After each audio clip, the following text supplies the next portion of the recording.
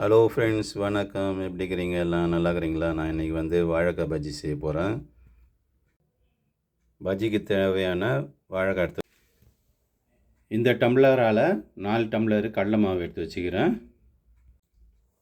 1 tumbler அரிசி மாவு எடுத்துக்கணும்.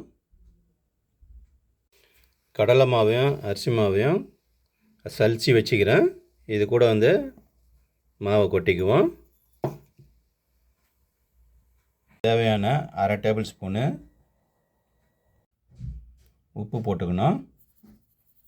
தூள் உப்பு. 1/4 டேபிள் ஸ்பூனு பெருங்காயம் போட்டுக்கணும். தூள் பெருங்காயம்.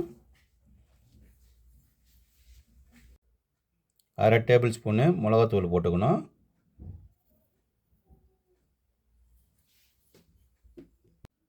நான் 1/2 டேபிள் ஸ்பூனு லெவேர் போடுறேன். நீங்கள் வேணும்னா சோடா மாவு போட்டுக்குங்க.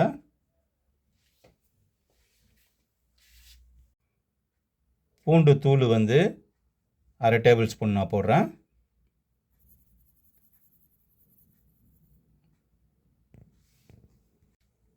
உங்கள்கிட்ட தூள் பூண்டு இல்லாட்டினா நீங்கள் பூண்டை நல்லா நசுக்கி போட்டுக்குங்க. அப்போ தான் பஜ்ஜி நல்லா வாசனையாக இருக்கும். அதுக்கு போட்டுக்கணும், நல்லாயிருக்கும். இப்போ எல்லாத்தையும் ஒன்றா கலந்துக்குவோம். எல்லாத்தையும் சேர்த்து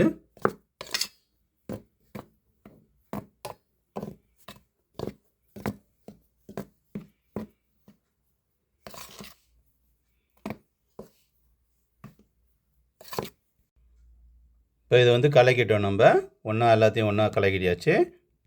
இப்போ இதில் கொஞ்சம் கலக்கியாச்சு. கொஞ்சோண்டு தண்ணி எண்ணெய் ஊற்றிக்குவோம்.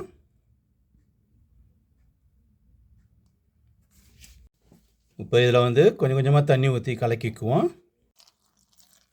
தண்ணி ஊற்றிக்கணும். இப்போ கலக்கிக்க வேண்டியது தான்.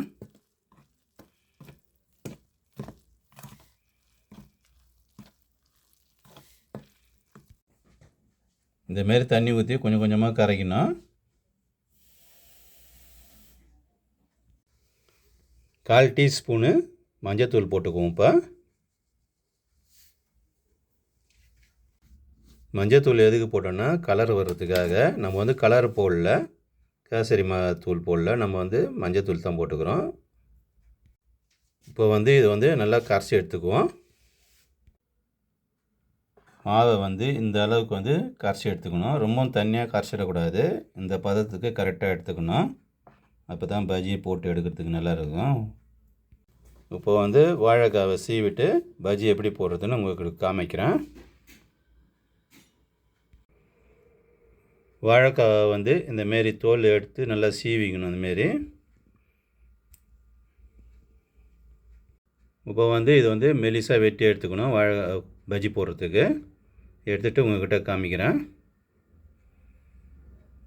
இதுமாரி தோல் ரொம்ப எடுத்துடக்கூடாது. இதுமாரி லைட்டாக எடுக்கணும் மேலே. அப்போ தான் பஜ்ஜி போடும்போது உடையாது, சாப்பிட்றதுக்கு நல்லாயிருக்கும். பஜ்ஜி அழகாக வரும்.